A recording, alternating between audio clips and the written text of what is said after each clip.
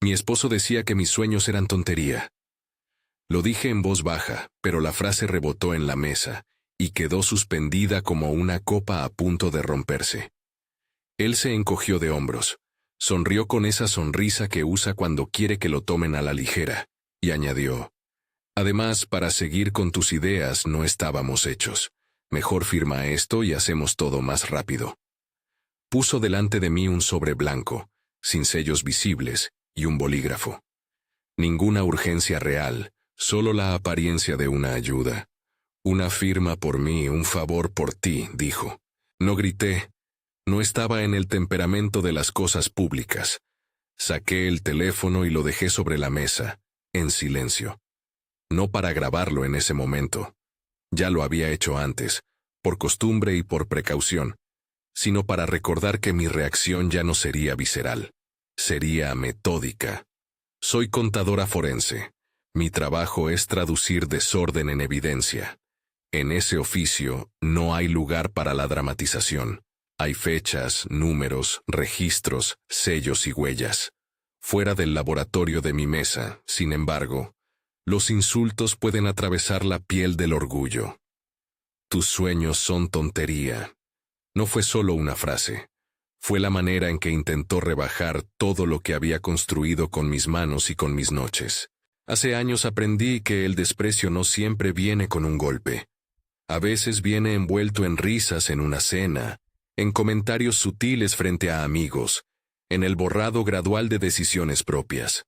En nuestro caso, se mezcló con una petición aparentemente inocua, que usara mi nombre como garantía para un préstamo que él prometía que era temporal y para un buen negocio.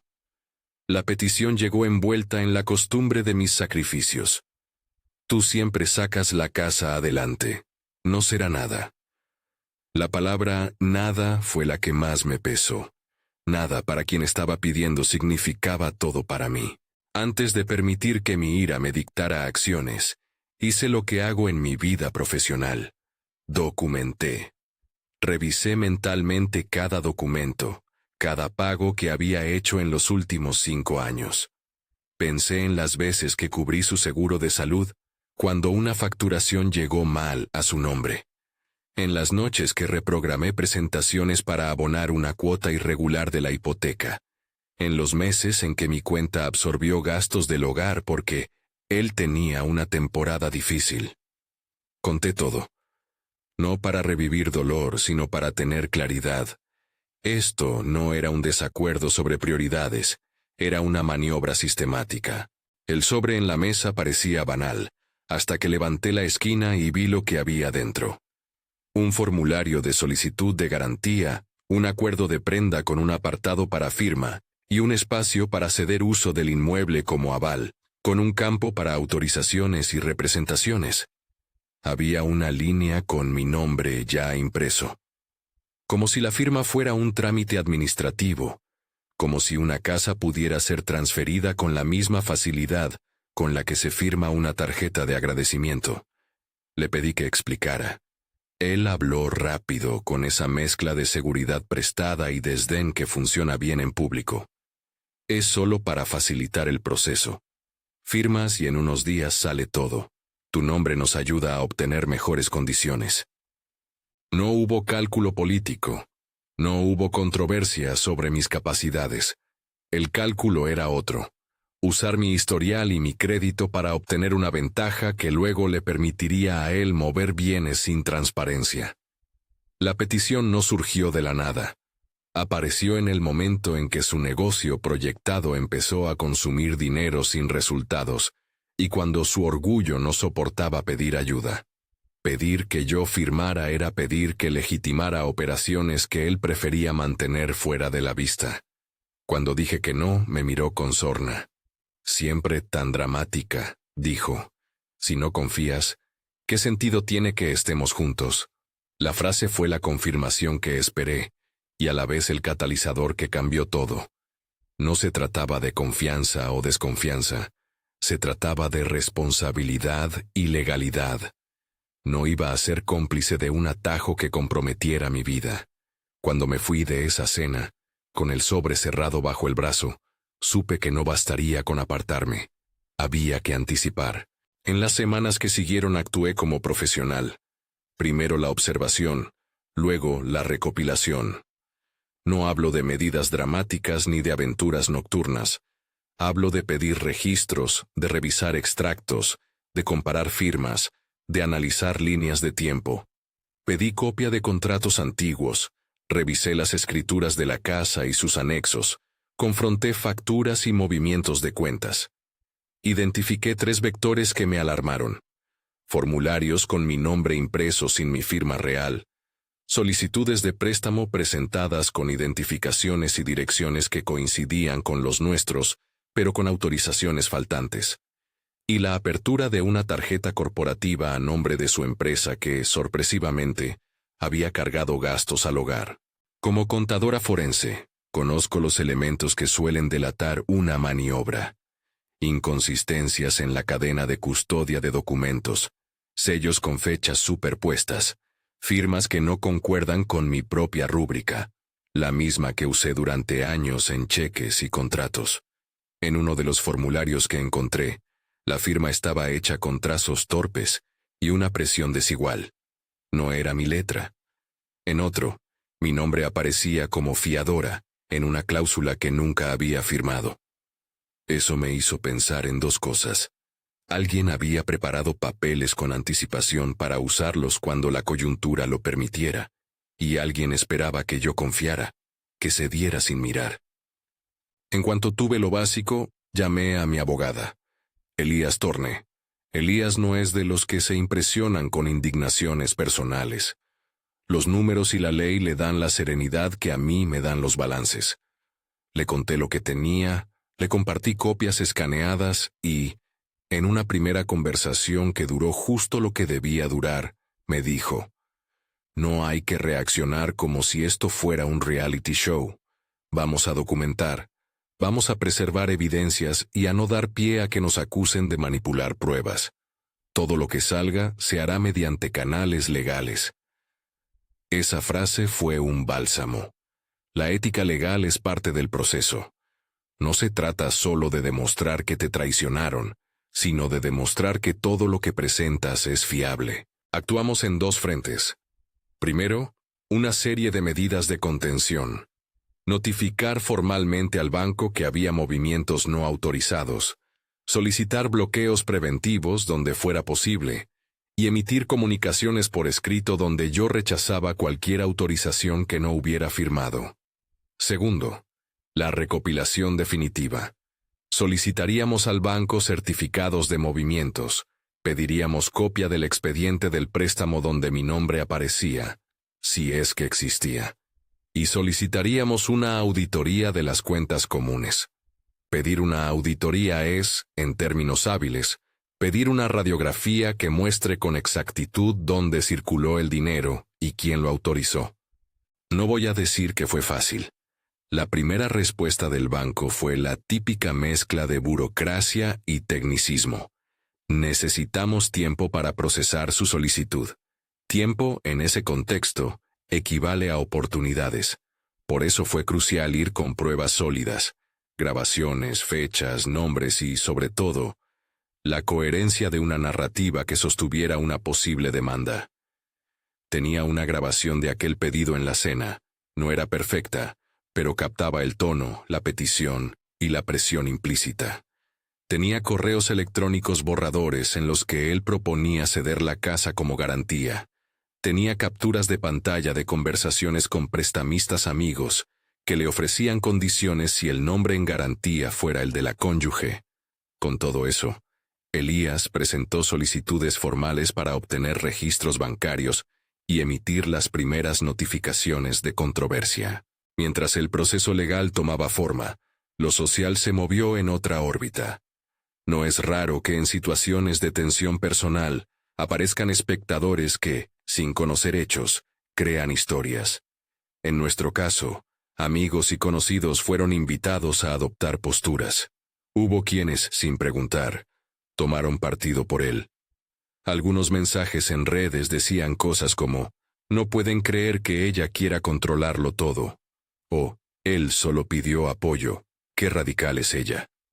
Fue una oleada de deslegitimación que intentaba transformar un tema legal y de confianza en una discusión moral. Yo era controladora. Él era la víctima de una esposa excesiva. Esa narrativa recalibraba el conflicto hacia una zona peligrosa, la del espectáculo. Soy consciente de lo que provoca la humillación pública. La conozco tanto por el lado profesional como por el personal. Las campañas en redes no exigen veracidad, solo emoción. Pero en la arena jurídica la emoción no basta. Allí mandan pruebas. Por eso mi opción no fue rivalizar en titulares. Mi opción fue armar un expediente que fuera tan completo que la emoción perdiera su capacidad de mover la balanza. Recopilé correos, registré conversaciones, obtuve copia de la escritura y solicité una revisión pericial de firmas. Cuando Elías solicitó al juzgado medidas preventivas, lo hizo presentando indicios sólidos, solicitudes de préstamo con mi nombre, documentación apócrifa y pruebas de que se intentó grabar la casa sin mi consentimiento. Eso bastó para que el juez aceptara examinar el expediente con cierta prioridad. Una nota sobre lo que vino después. Durante ese tiempo evaluamos una táctica que suele aparecer en casos complejos de fraude bancario. Hay circunstancias en que la prueba definitiva surge cuando la conducta ilegal se concreta de manera que activa jurisdicción federal o delitos mayores. Plantearlo así suena técnico y frío, pero la decisión de permitir que una operación siguiera un determinado curso, siempre bajo la estricta supervisión de abogados y conociendo los riesgos, fue algo que consideramos. No trastoco detalles operativos aquí porque no es el propósito de esta historia dar instrucciones. Solo diré esto con claridad. Cualquier maniobra que implique permitir una transacción o la culminación de una conducta potencialmente delictiva, se evaluó, se discutió con asesoría y se rechazaron alternativas que pusieran en peligro principios éticos. La ley exige cuidado. Yo, por mi formación, tenía la disciplina necesaria para no dejar que la necesidad de prueba se transforme en complicidad. Aún así, no hicimos nada sin prever consecuencias. Pedimos garantías al banco para paralizar movimientos. Solicitamos que las instituciones intervinientes conservaran copia de cualquier documentación. Y empezamos a tejer una estrategia para exponer la cadena completa, desde la intención hasta la ejecución. Porque en fraude financiero, la clave no es tomar un acto aislado, es mostrar el patrón, un formulario mal firmado aquí, una solicitud de préstamo ahí, un cargo inconsistente más allá. Todo compone una sinfonía de irregularidades cuando se mira con la lupa correcta. La tensión escaló cuando, en una reunión informal con amigos en común, él intentó presentar la versión pública de los hechos. Solo pedí ayuda por un proyecto, dijo. Ella reaccionó exageradamente. Aquella reunión fue, en términos políticos, un intento de normalizar sus acciones. Yo me mantuve tranquila. No era mi objetivo convencer a la audiencia de un bar. Mi objetivo era que el expediente llegara limpio al juzgado. La ley no se decide por aplausos, sino por pruebas. En paralelo, hice lo que cualquier profesional prudentemente expuesto haría. Aseguré copias de respaldo de mi trabajo y de mi contabilidad personal. Cambié contraseñas por prudencia y notifiqué a mi empleador sobre una posible disputa doméstica que no debería afectar mi profesión. No oculté la posibilidad de un conflicto. La anticipé. A veces se interpreta la previsión como paranoia, cuando en realidad es manejo de riesgo. Los días previos a la presentación formal fueron una mezcla de disciplina y rabia contenida. Reescribí cronologías, corroboré sellos y seguí encontrando elementos que contradicían sus versiones. En un correo que se suponía borrado, encontré una conversación con un corredor de crédito, donde él describía la garantía como un respaldo temporal hasta que la transacción principal cierre. La palabra temporal aparecía como anestesia. Mitigaba la gravedad de convertir un inmueble en aval sin consentimiento. Ese correo lo marcamos como central. Cuando por fin la demanda estuvo lista, no fue un acto de venganza, Fue un acto de defensa del patrimonio y de la verdad. Presentamos la solicitud de divorcio con medidas cautelares para impedir cualquier gravamen adicional sobre la casa, y acompañamos la demanda con el paquete probatorio. Escrituras, extractos, grabaciones y solicitudes de préstamo con mi nombre. También incluimos una copia del acuerdo marital que habíamos firmado al casarnos. Ahí estaba una cláusula que, en su letra, parecía formal y técnica. Una estipulación sobre responsabilidades y sanciones en caso de fraude, representaciones falsas o encubrimiento de pasivos. Era una cláusula que ambos habíamos suscrito años atrás, cuando no imaginábamos que alguno de los dos pudiera ejercer doble moral. La cláusula, leída en frío, es mayormente contractual. Define que cualquier acto de transferencia o gravamen no autorizado por uno de los cónyuges podrá ser revocado y que el autor de dicho acto será responsable por daños e indemnizaciones. No es una cláusula dramática, es una red de seguridad que, cuando la escribes con la asesoría correcta, protege a las partes de abusos. La ironía era insoportable. Él la había firmado con la misma mano que ahora usaba para presentar documentos que pretendían ignorarla. Una vez que la demanda estuvo radicada, el ruido aumentó. A él le convenía presentar la historia en términos morales, que yo era quien había roto la armonía con mi exageración. Para contrarrestar esa narrativa, mi estrategia fue simple: mantener la calma y dejar que el expediente hablara por sí mismo. Pero no fue fácil. Recibí llamadas con voces conocidas que, por primera vez, me miraban con duda. Amigos que me pedían explicación.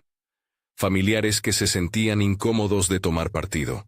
Todo aquello es parte del precio de visibilizar una traición que, hasta entonces, se hubiera quedado en privado. Una tarde, después de entregar la documentación al juzgado, me senté en la cocina con una taza de café frío y conté otra vez lo que había sucedido. Conté los pagos que había hecho, las noches que trabajé extra, los silencios que guardé para evitar confrontaciones. Me sorprendió que la pena, a estas alturas, ya no fuera la protagonista del sentimiento. Lo que emergía era una extraña mezcla de alivio y responsabilidad. Alivio por haber puesto límites y responsabilidad por lo que vendría. Había tomado la decisión de no dejar mi vida al azar, ni mi patrimonio a una confianza que resultó mal calibrada. Poner límites no fue venganza, fue supervivencia. Antes de que la audiencia se programara, tuvimos que enfrentar otro movimiento de su parte. Intentó desacreditarme profesionalmente.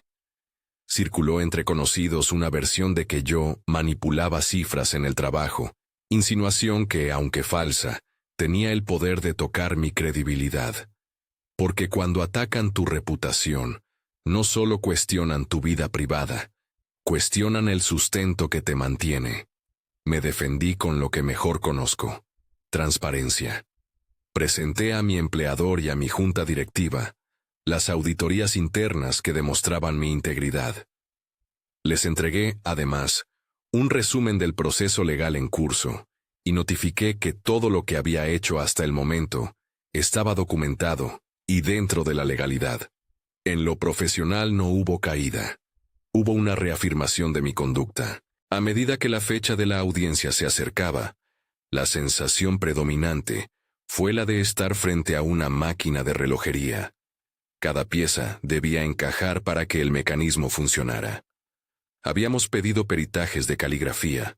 Solicitamos a las instituciones bancarias que conservaran registros y pedimos al juzgado medidas cautelares para proteger la propiedad.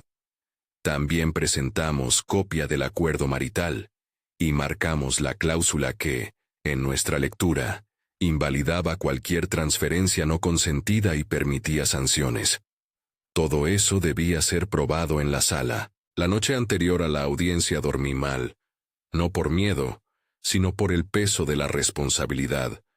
No era solo mi vida, era la de las personas a mi alrededor que podrían verse afectadas por decisiones apresuradas. En la mañana, al ponerme el abrigo, vi por un momento el reflejo en el cristal de la puerta. una mujer normal, con las ojeras de cualquiera que trabaja mucho. Pensé en lo pequeño que se ve el mundo en la superficie, y en lo complejo que es cuando se empieza a levantar la alfombra. El pasillo del juzgado olía a café y papel. Había gente que hablaba en voz baja, abogados que repasaban notas, un escribiente que movía papeles con ritmo de metrónomo. Me senté en la sala de espera, con Elías a mi lado. No intercambiamos palabras innecesarias. No hacía falta. Teníamos el expediente, la ruta de preguntas y la certeza de que nuestras pruebas estaban organizadas. Cuando me llamaron para entrar, noté que él estaba pálido pero sereno. Se apoyó en la puerta, miró la sala con la arrogancia de quien cree que todo es suyo, y murmuró algo que no llegó a mis oídos. Crucé la distancia hasta el estrado, y me senté frente a un juez que, sin levantar mucho la vista, empezó a solicitar los documentos. Ahí se abrió una línea de tiempo que iba a definirlo todo. Las fechas de los movimientos, los correos, las grabaciones y, entre ellos, la copia del acuerdo marital con la cláusula que ambos habíamos firmado. No puedo contar aquí lo que sucedió en la sala. Eso vendrá luego. Pero puedo decir que antes de que el juez tomara la palabra final, se produjo un silencio cortante en el salón. Un silencio que no es ausencia de ruido, sino la posible antesala de una verdad que por fin tendrá que salir al aire. El juez cerró el expediente con un golpe seco del sello sobre la mesa. El sonido fue una bisagra que se cerraba después de mucho tiempo. En ese instante, el aire en la sala pareció volverse más pesado, como si la verdad hubiera ocupado espacio físico. No recuerdo haber sentido el pulso tan claro en mi oreja desde que estudié para mi primera auditoría forense. La tensión que precede al descubrimiento. Elías deslizó hacia el estrado una copia marcada del acuerdo marital. La cláusula estaba subrayada por nosotros en rojo, no por presunción, sino por prevención. La lectura fue rápida y, por primera vez en meses, el lenguaje técnico de un contrato produjo un efecto que no tenía nada de aburrido. Era una herramienta. El juez preguntó, con la voz que utilizan los que no necesitan dramatizar para imponer respeto, si alguien negaba haber suscrito el acuerdo. Mi esposo abrió la boca y dijo que no recordaba los detalles, que había firmado documentos sin leerlos, que era algo rutinario en aquel momento. Su defensa parecía improvisada, hecha de recortes de conveniencias y de una memoria selectiva muy conveniente. Le pedí a Elías que no le diera estímulos. A veces los abogados dejan hablar a la parte contraria para que se enrede sola. Necesitábamos que el expediente hablara, y el expediente ya lo hacía. Sacaron a la vista las pruebas en el orden que habíamos planeado. Primero la cronología, después los documentos oficiales, luego las comunicaciones, y, por fin, la pericia. El perito en caligrafía entró con una carpeta y colocó sobre la mesa copias comparativas. Sus palabras fueron mesuradas. Explicó cómo se evalúan los trazos, la presión, la inclinación de la firma, y, sin tecnicismo innecesario, concluyó que había inconsistencias claras entre mi rúbrica habitual y la firma que aparecía en varias solicitudes. No dijo que alguien hubiera falsificado el documento con intención dolosa. Eso corresponde a una valoración integral. Pero dijo lo suficiente como para que quien escuchara con atención percibiera que allí había algo más que una mala memoria. Después llegó el turno de los extractos bancarios. Elías pidió que se proyectaran en pantalla los movimientos que habíamos solicitado y que el banco había conservado tras nuestra alerta. Las cifras aparecieron como si fueran objetos en vitrinas. Transferencias salientes a cuentas desconocidas, cargos con anotaciones extrañas, y una línea que resaltó por su brutal simplicidad. Una solicitud de desembolso a nombre de la empresa en la que mi esposo figuraba como socio, con la dirección de nuestra casa consignada como garantía. Mi garganta se secó por un segundo, no por sorpresa, yo ya lo había visto, sino por la contundencia de verlo expuesto ante terceros. Fue entonces cuando el juez pidió la reproducción de la grabación que yo había entregado como prueba. No era perfecta, había ruido de fondo, el tintineo de una copa, la respiración de otras personas en la mesa. Pero captaba el tono, la presión, la frase donde él sugiere que yo firmara para facilitar. La sala la escuchó. Hubo un murmullo bajo, como si todo el mundo apretara el aliento para no interrumpir la continuidad de la prueba. En la grabación se oía claramente su voz. La promesa de temporal y la minimización de riesgos. Ese audio no solo confirmaba el hecho puntual, sino que, en combinación con los correos y los extractos, tejía la narrativa de la intención. En ese momento el abogado contrario trató de desacreditar la grabación. No se oyen todos los fragmentos, podría estar sacada de contexto, dijo con la velocidad de quien intenta recuperar la iniciativa. Pero Elías había previsto ese movimiento. Antes de la audiencia ya habíamos presentado correos, donde mi esposo hablaba de respaldo temporal, y un mensaje con un corredor que ofrecía condiciones favorables, si la garantía era a nombre de nuestra familia. La suma de pruebas no permitía que la defensa redujera la situación a un simple malentendido. El propósito no era humillarlo, esa no era la intención, sino demostrar que lo ocurrido era parte de un patrón, y que la cláusula que ambos habíamos firmado cubría exactamente ese tipo de conducta. Hubo un giro que no esperaba, o mejor dicho, que esperaba pero que no anticipé que tendría tal fuerza simbólica. Mientras el juez repasaba las páginas del acuerdo marital, mencionó la sección que imponía indemnizaciones y revocación automática de cualquier acto de gravamen no autorizado. Lo pronunció con esa calma de quien no quiere dramatizar pero sabe que su autoridad equivale a un instrumento de equilibrio. Si se prueba que hubo representación falsa o gravamen no consentido, dijo, la transferencia será declarada nula y se podrán imponer sanciones conforme a la ley. No era una sentencia final, era una promesa de que la letra del contrato podía revertir un fraude que pretendía disfrazarse de trámite. La sala guardó silencio de nuevo. Mi esposo cambió de color. Hubo un instante en que su rostro mostró la claridad del cálculo que se desmorona. Fue el tipo de expresión que revela que algo que estaba fuera de su control ahora entra en la órbita de la ley. Entonces, el fiscal que no habíamos esperado ver allí, una mujer de voz firme que se presentó como representante de la Unidad de Delitos Económicos, pidió la palabra. Su intervención fue breve pero decisiva. Había pruebas indicativas de posible fraude bancario que, dada la naturaleza de las transferencias y la posible afectación de entidades financieras, podían ameritar investigación federal. Usó términos que yo reconocía de mis lecturas profesionales: jurisdicción federal, riesgo de perjurio, posible intermediación de terceros. No voy a adornar esa escena con sensacionalismo. La presencia de la fiscal implicó algo que ya habíamos sopesado. Cuando las operaciones financieras cruzan ciertas líneas, montos, patrones de transferencia, uso de documentación falsa, entran en circuitos que no dependen únicamente de la voluntad de las partes. Tuvimos que explicar nuevamente, con sobriedad, por qué existía esa posibilidad. La combinación de documentos apócrifos con movimientos bancarios y la tentativa de grabar una propiedad sin consentimiento daban para una línea investigativa que superaba el conflicto conyugal. Elías lo expuso con claridad.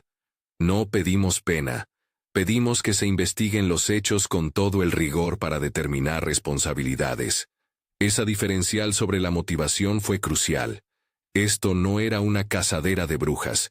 Era la activación de mecanismos legales que existen para situaciones complejas.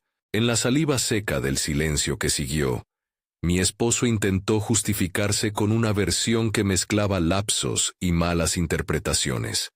Pero la evidencia, como un espejo bien pulido, devolvía una imagen coherente y reveladora. Las solicitudes aparecían fechadas antes de que él afirmara haber tenido la idea.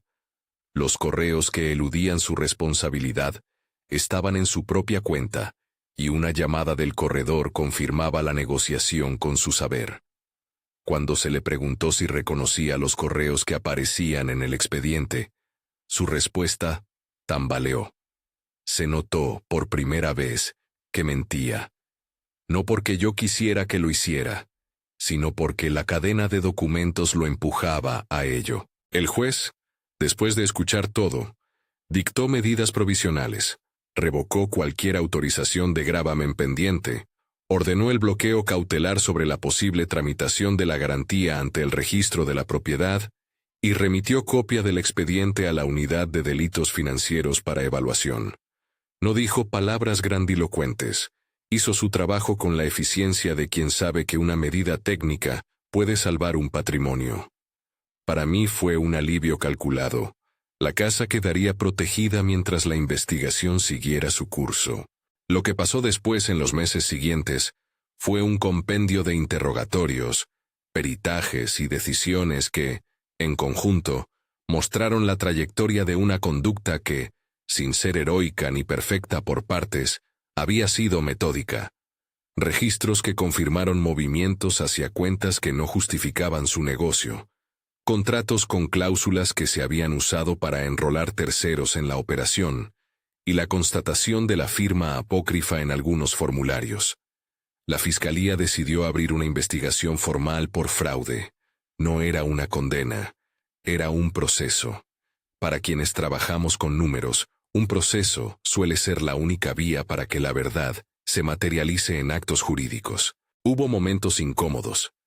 Personas que antes respiraban el aire de la confidencia comenzaron a evitar nuestras miradas. Apariciones públicas del caso en redes generaron comentarios de odio que no eran útiles para nada salvo para recordar lo frágil que es la reputación cuando se mezcla con la emoción. Pero también aparecieron aportes inesperados. Un vecino que había notado movimientos de camiones a nuestra casa en fechas extrañas. Un contador que ofreció testimonios sobre intermediarios, y una antigua empleada de su empresa que, con miedo pero finalmente con valentía, confirmó prácticas irregulares. Esas piezas se añadieron al mosaico. Quiero detenerme un segundo en algo que no aparece en los titulares pero que, para mí, fue central. La claridad mental que da estar bien asesorada. No exagero cuando digo que en cada duda apelé a Elías. Cada vez que se planteaba una estrategia más agresiva, él evaluaba consecuencias y riesgos. Cuando discutimos la posibilidad de permitir que una operación siguiera su curso para atraer acciones que la investigación pudiera usar, lo tratamos con seriedad. Esa táctica, si se usa, no es una aventura amateur. Es una operación que implica riesgos fiscales, penales y éticos. Lo único que puedo afirmar con convicción es que jamás actué sin el visto bueno de mi equipo legal y sin haber sopesado la posibilidad real de que esa maniobra me volviera contra mí misma. No fue la opción elegida, salvo en el sentido técnico de permitir que ciertos movimientos se registraran para demostrar un patrón ya en marcha. Incluso entonces, todo fue con medidas de protección y bajo la supervisión de la Fiscalía, cuando fue pertinente. Es importante decirlo. Mi historia no es un manual ni un ejemplo replicable sin acompañamiento profesional. La investigación prosiguió y, en una de las vistas, la fiscal presentó pruebas que conectaban transferencias a cuentas que estaban vinculadas a terceros con quienes mi esposo había tenido tratos. Conectaron documentos, correos y registros telefónicos. El informe tenía la crudeza de los números y la lógica de una contabilidad que no miente. Para esa etapa, ya no se trataba solo de recuperar bienes. Había una responsabilidad penal en la ecuación. En un momento, la fiscal comentó en voz baja que la combinación de cargos podía derivar en acusaciones que incluyen fraude bancario y conspiración para defraudar. No puedo asegurar cómo terminaría todo, porque los procesos tienen su desarrollo, pero sí puedo decir que la medida cautelar sobre la casa se mantuvo, y que la presión legal consiguió que las instancias que debían proteger el patrimonio actuaran. A lo largo de todo esto, la relación con mi entorno cambió. Algunos amigos no volvieron. La exposición les resultó inaceptable. Otros se acercaron con discreción y sin juzgar. Formé una especie de familia elegida. Personas que me acompañaron a audiencias, que cuidaron a mis perros cuando las jornadas se extendían y que ofrecieron hombros sin exigir explicación. Fue en ese grupo donde encontré la mayoría de las fuerzas que necesitaba para seguir. No es poca cosa. Cuando tu vida privada se hace pública por necesidad, la gente que se queda a tu lado demuestra que tu valor no depende del aplauso colectivo. El desenlace formal tardó lo que tardan las cosas complejas. Meses de comparecencias, algunas negociaciones y la firmeza de las pruebas. Al final, mi esposo enfrentó cargos que, resumidos, decían menos que lo que los hechos describían. Hubo una audiencia donde se le impusieron medidas y se determinó que ciertas operaciones serían nulas. La fiscalía continuó la investigación y llegó hasta instancias en las que terceros fueron citados como testigos. No quiero dar la impresión de que fue un cierre espectacular. No lo fue. Fue un proceso que restituyó parte del orden y que demostró que la ley, cuando se ejerce con pruebas, puede equilibrar relaciones donde la confianza fue rota. Volver a casa después de las audiencias fue siempre un acto simbólico. Abrir la puerta y ver que la casa permanecía en mi nombre, que la hipoteca seguía donde debía estar y que nadie había movido mis pertenencias, tuvo algo de ceremonia íntima. Convertí la casa en algo parecido a un santuario práctico. Revisé las cerraduras, organicé los papeles en carpetas con etiquetas claras, dejé una copia de respaldo de documentos importantes en un lugar seguro y renové las pólizas de seguros. No por paranoia, sino por prudencia. Tomé medidas para proteger lo que corresponde a mi esfuerzo. La reconstrucción no fue solo material. Necesitaba recomponer una narrativa interna sobre mi dignidad. Me inscribí en terapia. No porque me sintiera débil, sino porque las heridas que dejan las traiciones pueden ser insidiosas y profundas. En las sesiones trabajé el miedo a confiar, la rabia contenida y la sensación de vergüenza que la exposición pública había dejado. La terapeuta me ayudó a distinguir entre culpa y responsabilidad. La culpa, asociada a una autoacusación injusta.